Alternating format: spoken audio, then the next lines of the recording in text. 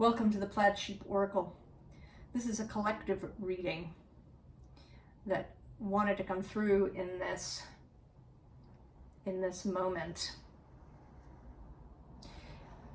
It's related to messages that I've heard recently myself, right, from other readers that have shown up in my own personal readings.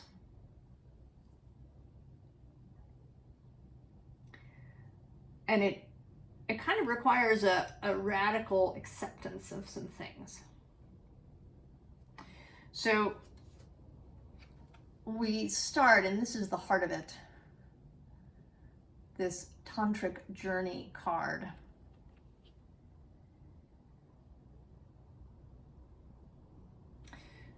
And people know Tantra primarily, right, in the Western world as something to do with sex, right? Tantric sex. But Tantra is a whole philosophy. It's not a religion. It is a philosophy of living. So I only know a tiny little bit about it. And when the card came up, I wanted to go and read up more about it.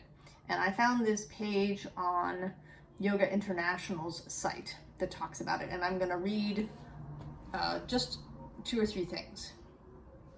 So, Tantra neither opposed nor advocated the Vedas.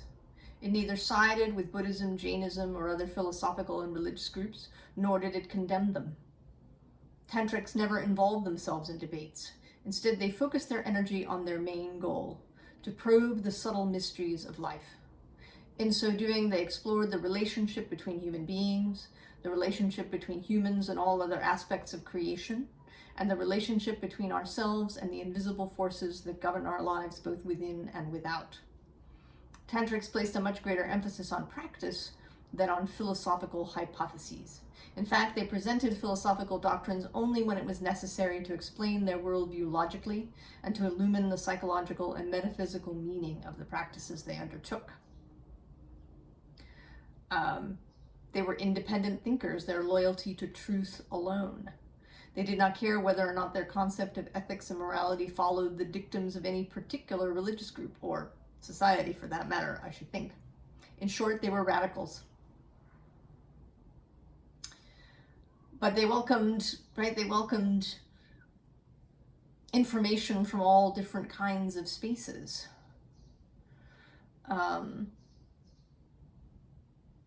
They seek liberation in the world, not from the world.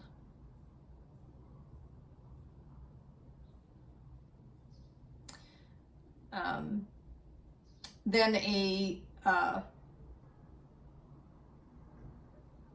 master is quoted, someone who teaches, right, the usual, the sort of Buddhist idea that the world is full of suffering, that objects of the world are short-lived, that the world is Maya or illusion, and that the goal of life is to extricate oneself from the world of Maya, which is full of pain and misery, right? If you think about, right, the ideas of karma, of having to, pay for something that you did in a previous life, that maybe you have to go through this human life over and over and over again until you learn enough, right, as you become enlightened, or you learn enough that you can attain nirvana and never have to come back to earth again, right? In Buddhism, that you go around and around and around the world of transmigration, the great wheel of transmigrations, until, all right, you reach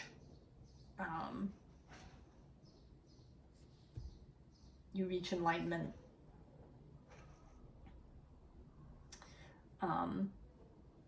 Certainly, right, the Christian idea that you may have to go through purgatory before you reach heaven.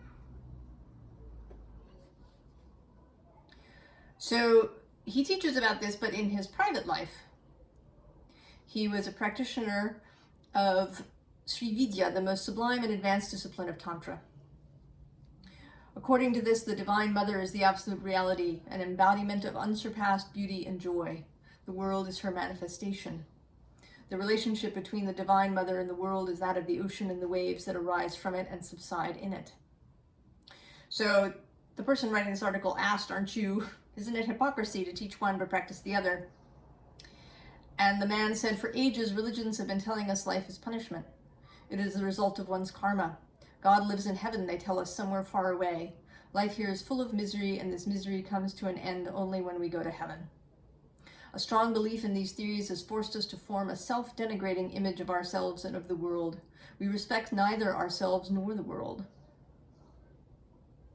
We are convinced that these religious ideas are valid. We try to escape from the world and from ourselves. We are afraid of life and try to avoid the pain caused by this fear. We attempt to run away from life. But the truth is that life is an integral part of us. How can we run away from ourselves? There is no way out, so we are confused.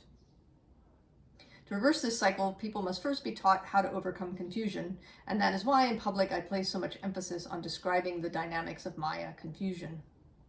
But in my private life, I find no Maya. To me, the whole world is the manifestation of the divine. I am the child of divinity. I adore the divine as my mother.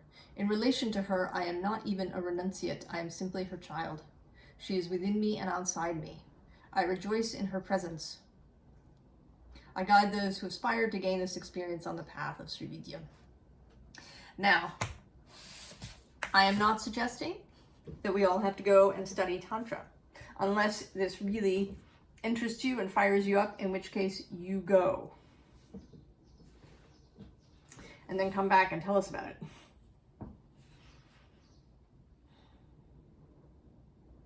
But I am saying, right, this fits in with so much that we've been talking about on this channel. About how things are distorted. That we have distorted views of the signs and of the planets. That we have beliefs about good and evil. About how we have to fight for things. About how there's a lot of danger. We have to hold on to things or someone will take them. And also that there is suffering, that we can't escape from that somehow. But I would say that the thing that's inevitable is not suffering, but pain. I mean, we do have pain that happens in life.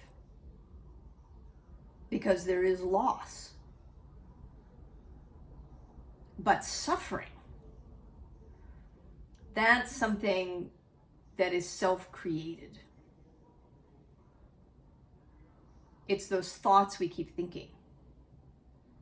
It's that, right? That's the Three of Swords. The swords that we plunge repeatedly into our own heart, into our own beingness. By the thoughts that we think and the beliefs that we have.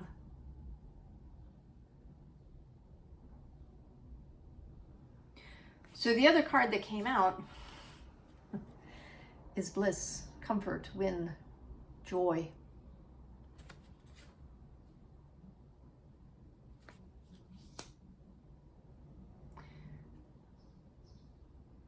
I think that we're afraid of joy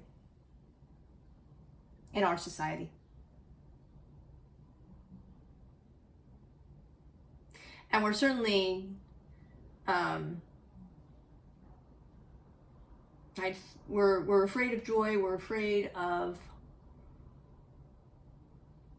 what might happen if we're too joyful.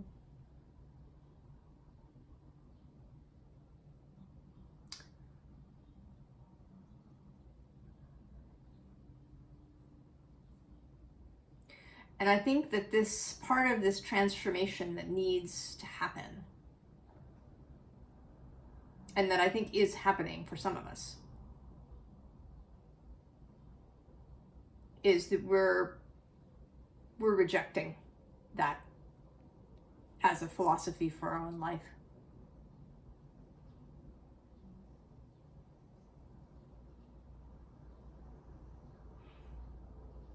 So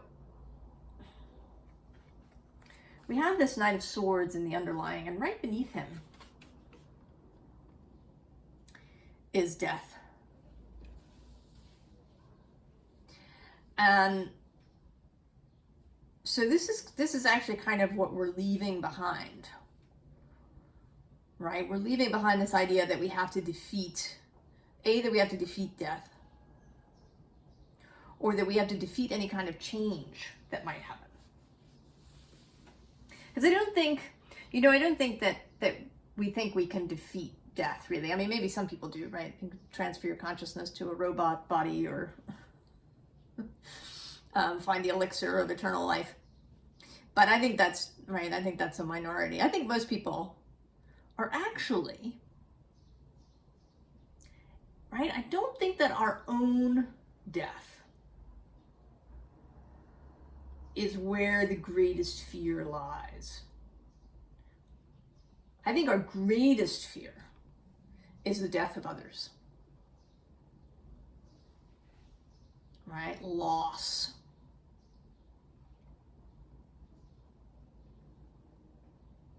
And change, right? Because, that can be part of, loss can be part of change.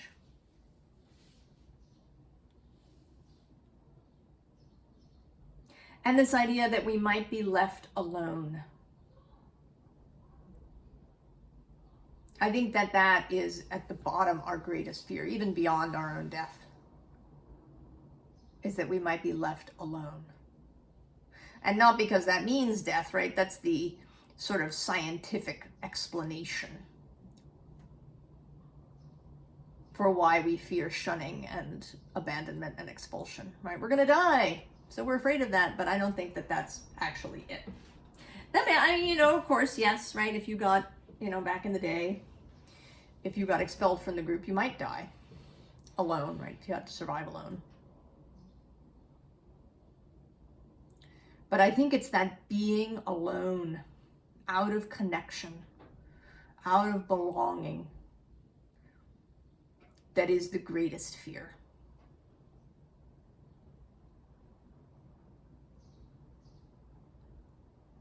And of course, related to death in the modern world, of course, there's all the pain that can go along with it, right?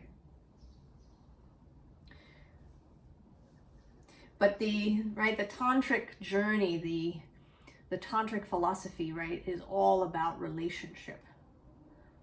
That is where it's at. With each other, with the world, with nature, with our work, with our art, with our bodies, with our souls, with our non-physical fellowship, with Source itself.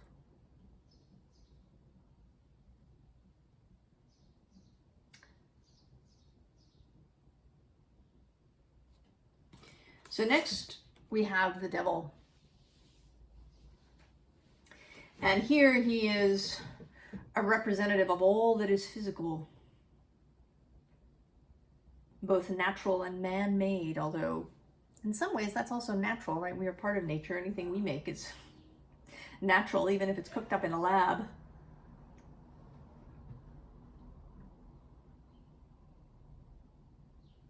Right? These are some of the lines that we've created, pushing ourselves even further away from nature, from the life force. And he is here to represent all of that is physical. And also as the great adversary. Subversive. Pushing at the status quo. Unconcerned about society's mores and current standards. He is eternal. He knows that, right, these things change. And he's there to cast a light on things, to say, hey, how does this really work for you? Did you notice that you've been believing this? Does that work for you?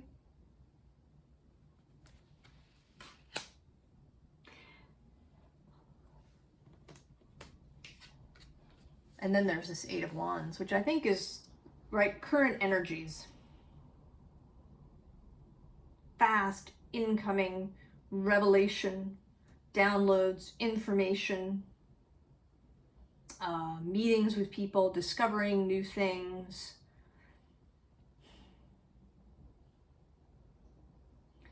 Realizing how far you've come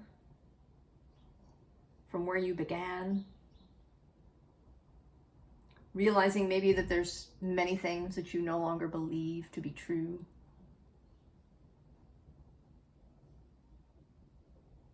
Many things that you're no longer interested in debating or arguing about.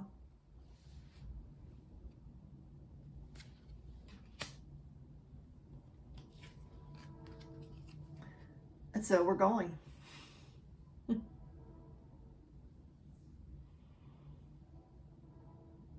We're going on this tantric journey of relationship.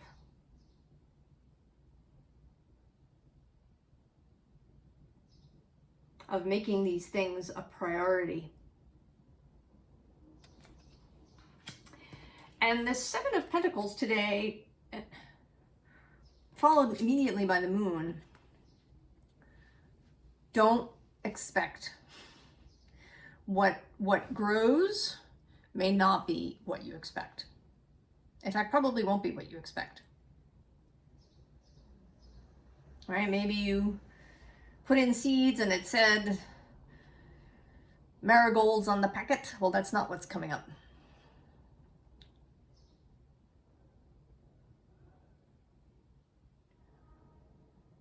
There are other seeds in the ground. Seeds sown by our souls, by the souls of our ancestors, by the keepers of magic throughout history, because there have been some in every generation. I think there's more of us now, both because we're needed and also because there's just more of us. I mean, the world has more than doubled in population since 1970.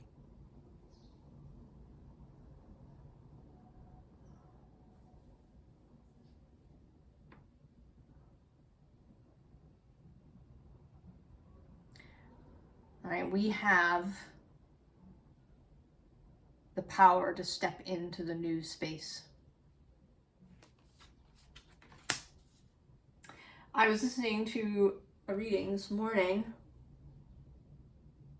talking about the eclipse tunnel, which is what some people call the space between one eclipse and eclipses always come in pairs, and occasionally there's a third one, but there's always at least a pair. And that space between one and the other is often referred to as the eclipse tunnel.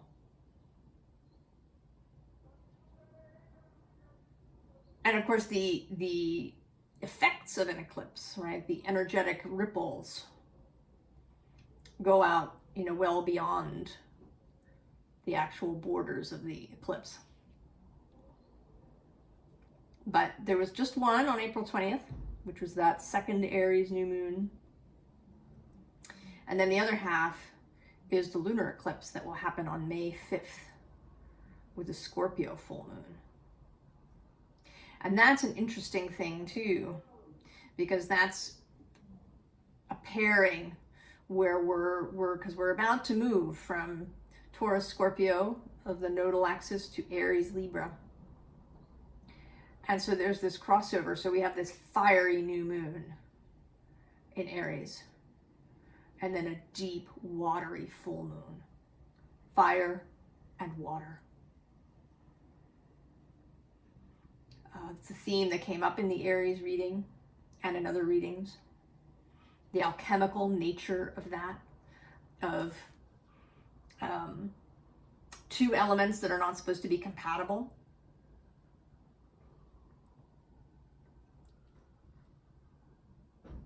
right? Fire puts out, or water puts out fire. Or, fire may evaporate water. But both of these things are relevant to transformation, right?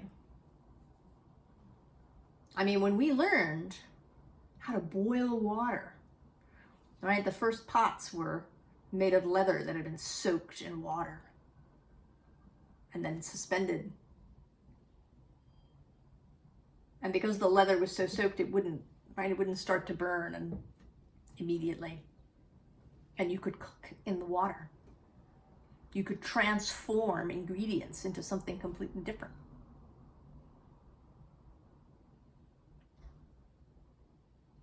And then you can transform water into steam, which also leads, to things like the steam engine.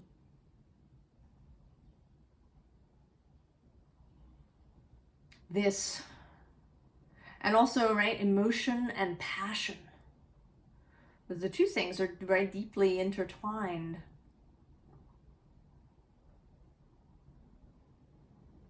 And the sacral chakra, I always think of as having sort of a watery nature, although it is, it's orange in color usually.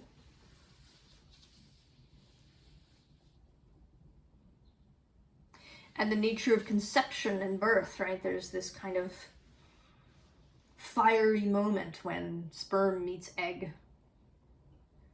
But then life begins in this liquid space of the womb.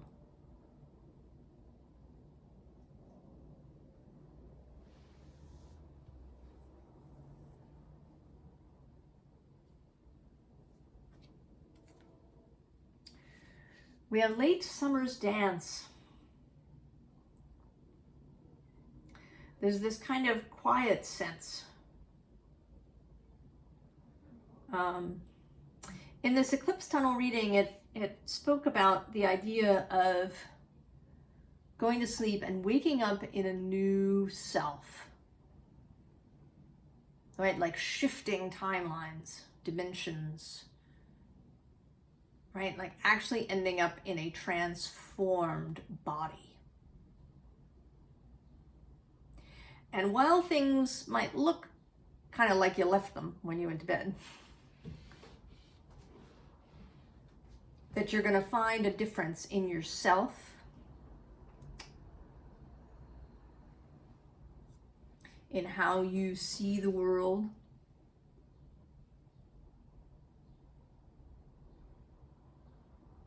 right? In this late summer. I mean, late summer is such a wonderful space. Midsummer, Early in midsummer can feel, that's a wonderful space too, but it's very active, Things are really in their prime of growing. Everything's busting out. But in late summer, everything has kind of begun to slow. It's like on a hot August day that one could just swing in a hammock. Or go sit in a meadow for a while and feel that energy of great forces having been expended and now quieting down.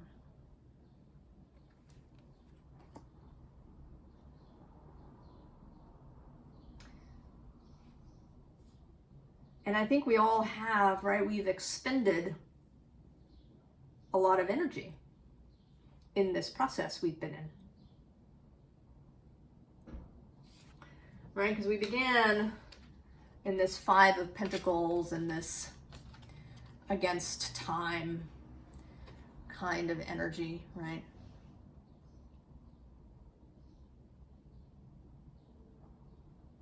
With a sort of never-ending feeling of lack, of there never being enough, of never being enough.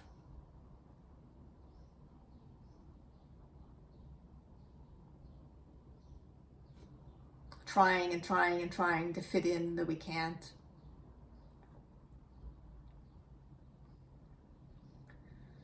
Fighting against time, resisting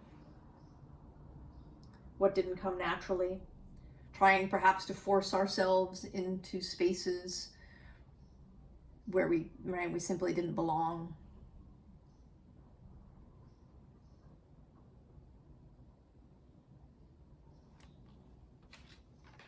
That's exhausting. Right? You're just exhausted looking at her.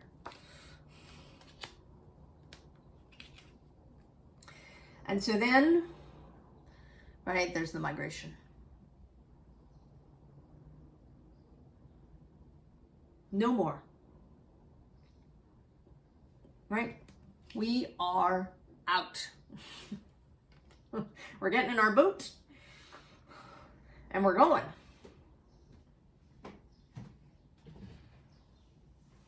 We're waking up in the new space. Finding new relationship.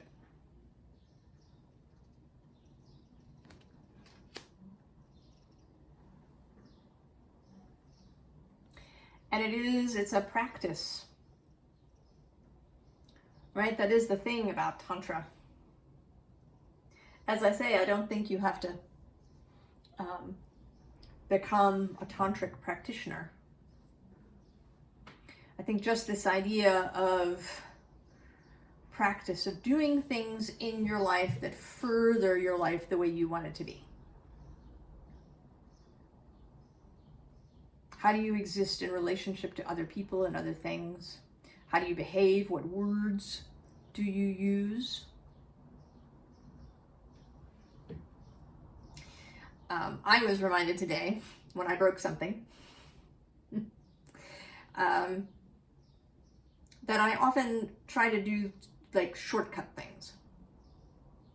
You know, if I'm trying to take something out of the cabinet, I'll shortcut it and try to sort of balance things and pull the thing out from everything else rather than taking things, moving them out so I can reach the thing on the bottom. And that feels, right, that feels slow to my sometimes overcharged Aries sun.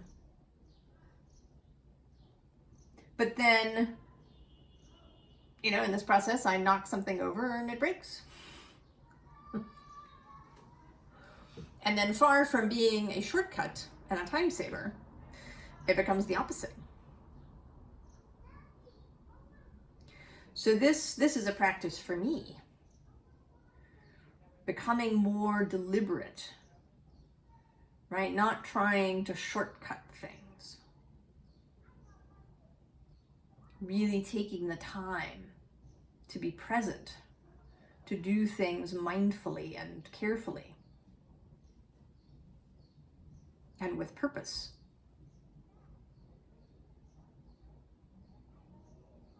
And maybe there are things like that for you. So we have this Knight of Cups, and there's that full moon happening. The Knight of Cups is traditionally Pisces, but I think he can be all the water signs.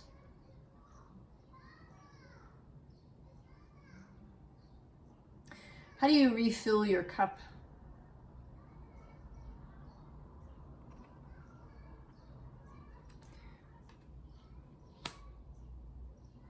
What is that practice for you? How do you come into real presence with your relationship with things in the world, and then also with spirit? How do you see that relationship?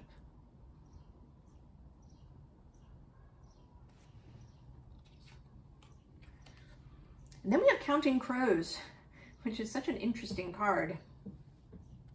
And today I feel like it's two things. One, it's coming off this thing, right? Moving. But it also makes me think of The Wizard of Oz and the Scarecrow. If you've ever read the book, and I think you should if you haven't, it's much better than the movie.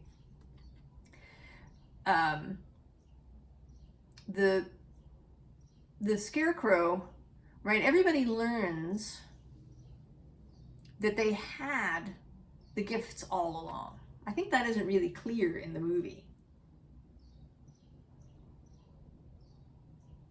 Right? You know, in the movie, they kind of receive these things, right? Like, here's your brain as a piece of paper. In the book, it is more clear that the Scarecrow was smart all along, right? He gets them out of all sorts of scrapes.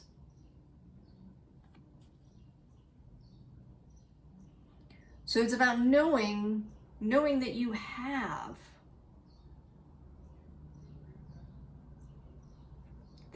what you need. You have the skills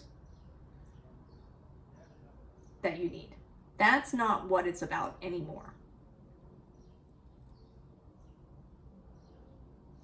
In terms of creating this new life, and sort of in terms of what one might call spiritual skills, right? There may be other skills that you want to learn, right? Maybe you want to learn how to be a carpenter, or to cook fabulous things, or to garden, or, you know, something. Right? Not those kinds of skills. But you have, right? You have your heart, and you have the ability to commune with it, and you have the ability to commune with Source.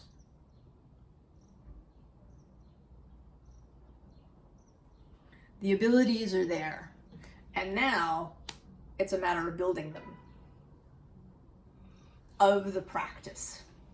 You know, Tantra includes many, many, many practices, right? As you move through the layers.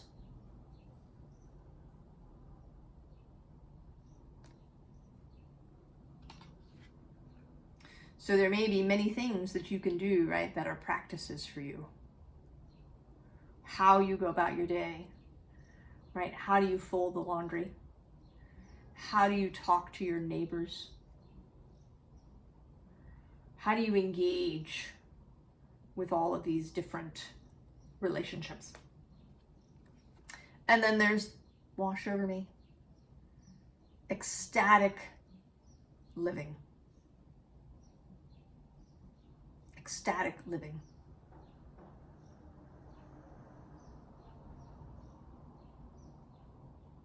And that doesn't have to be, right, about giant experiences. You know, climbing Mount Kilimanjaro, or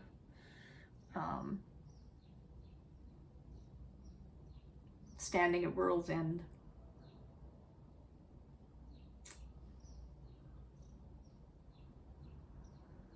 Right? This is about every day. Ecstatic living every day.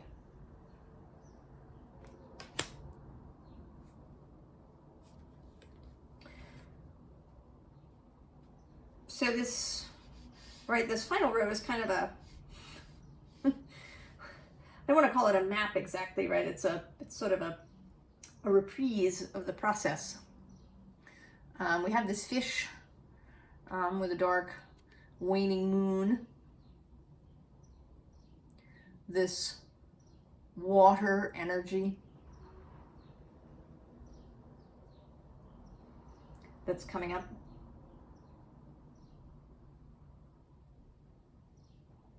This willingness to dive deep. And, you know, I think I've said before that I really dislike the expression, right? Like, does a fish know the water it swims in? Yes, of course it does. Of course it does. I imagine that fish are highly sensitive to the water that they live in. To the temperature, to the currents, to the oxygenation level, to, right, where the food is, to who else is swimming around. Right? We know that sharks can, you know, sense a drop of blood from miles and miles away. Well, they couldn't do that if they didn't know what they were swimming in. Of course, fish know. Be like a fish. Become attuned to your environment. Know what you're swimming in. Both literally, right? Physically, your environment, but also the emotional environment that's around you. The beliefs that you grew up with, that you've been undoing. You may find more of them, even now. Things that were so ingrained that you could not even see them. But once you're like the fish, really allowing yourself to feel and know, and the, right, just tiny signals, then you'll know. And then we have the tower. Right? Whatever this was for you, if it was an event, a series of events, watching the events of other people,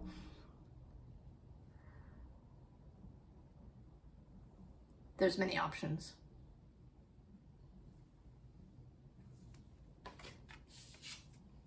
And then the Fool.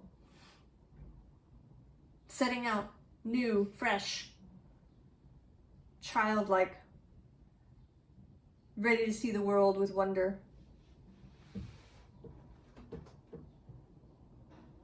Ready to be born anew. Then we get a little bit older, right? We're the Daughter of Swords. Getting better and better at listening. At hearing the subtle voice of spirit, of nature. You know, maybe you're relearning all those skills that we lost when we, you know, started living in society and got things like maps and compasses, and now, you know, cell phones that help us navigate. Right? Maybe you're relearning about weather, right? To know when rain is coming without looking at the app.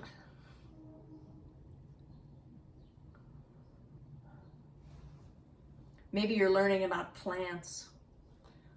And if you have a garden, perhaps you're learning to really listen to what the plants are suggesting that you do.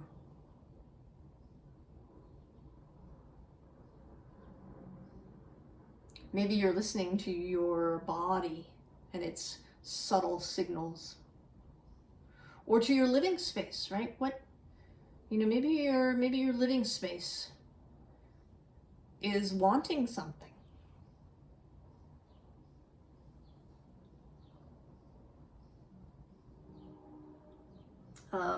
You know, I have a practice, rather than taking offerings out into nature, I do the reverse, because I live in a city.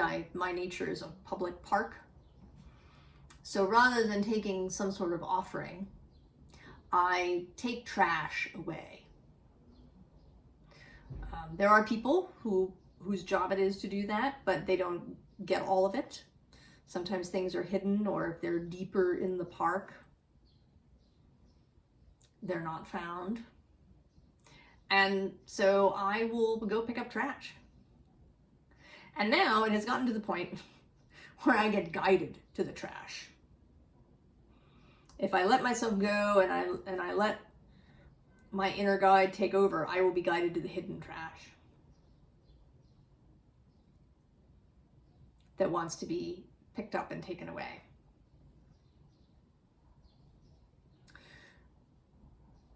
You know, so what maybe in your environment is like that?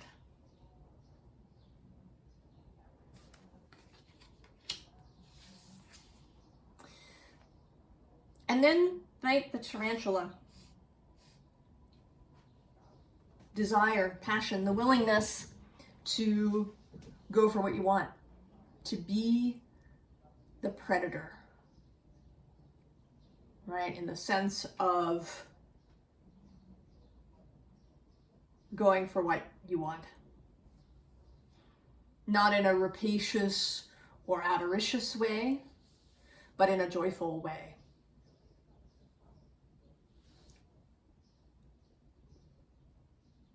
Making moves from the fire.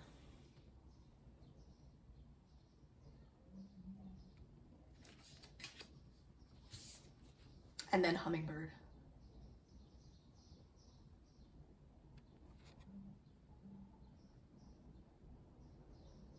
Lightness of being. Lightness, speed, when that's appropriate. Gentleness, beauty.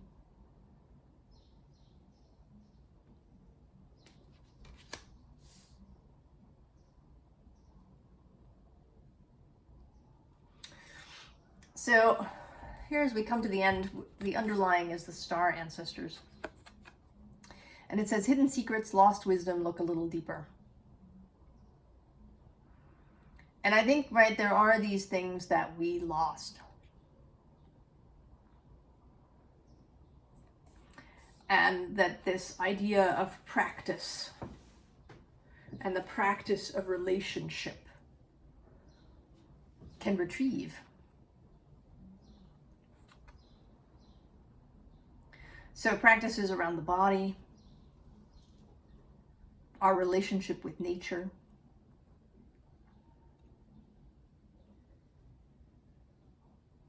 our relationship with stuff, right? This can include what's come to be called manifestation, bringing things into being in your life, and doing so joyfully. You know, not because you've got some dire need, not desperately, but joyfully. Bringing back the magic. And it doesn't, you know, it doesn't have to be that we practice in the way that our ancestors did, because life is different, right? The world is different in many ways. I don't think that we have to do it exactly the way somebody did it 1,000 years ago.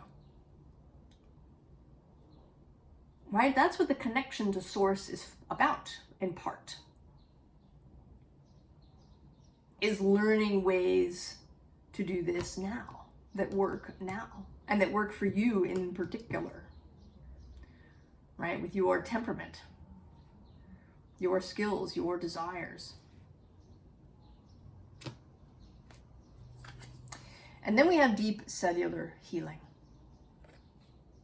which is partly this idea of waking up in a whole new body, right? Just in a completely reworked self, a new self.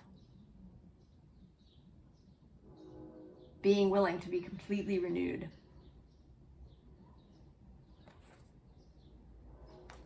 On the cellular level.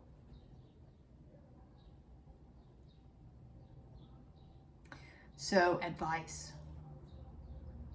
Well, right, the whole reading is kind of advice. But we have justice, and right under her, I wasn't surprised to see it at all, is the Tower.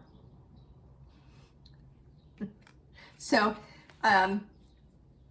balance in the face of what may be great provocation or great upheaval happening around you. Changes of various kinds.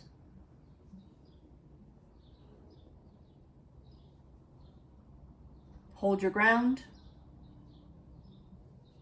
Keep steady. Remember who you are. All right, we have the King of Cups too. And actually, all 4 of these cards are cups. We have the King of Cups, then the 5, then the 9. Well, we'll start with that. So, I sort of feel like this is us now. Kind of looking back on this self.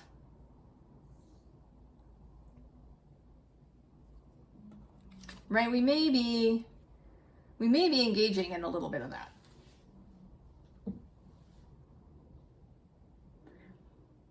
And it's okay, right, to know that you've changed, to remember that you did have this time when you may have been, deeply disappointed or wounded or hurt or lost.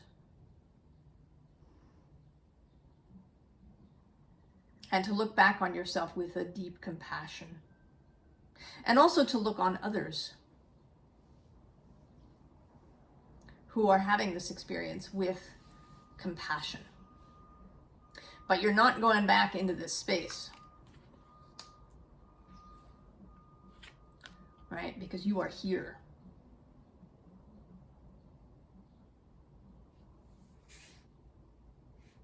Emotional sovereignty. Comfort with who you are. You are comfortable in your own skin. With your emotions. You can manage them. Right? It doesn't mean that everything is always, kind of level. You may have moments of right, anger. Or, a loss will prompt grief. Or something will make you, feel totally ecstatic. And you can manage all of these emotions. You are not undone or overset by any of them. And last, but certainly not least, is our cup. Our grail that we carry within us and the offering from Source.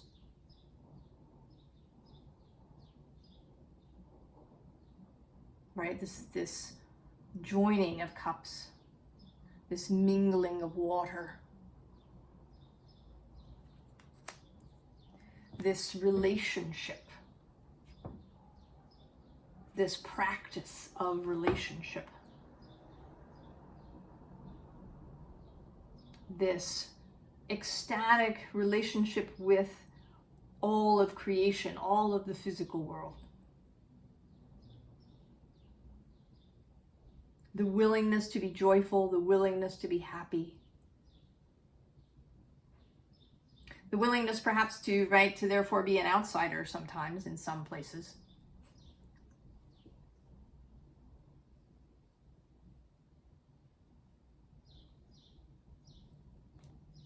The willingness to live ecstatically.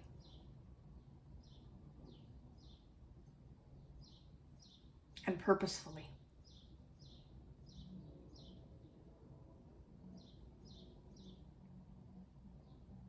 I think we are all in for a really exciting time.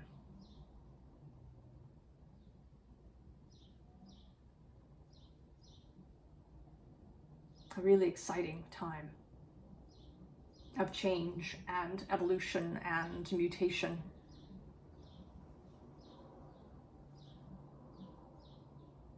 I wish you all the very, very best, and I will see you next time. So long.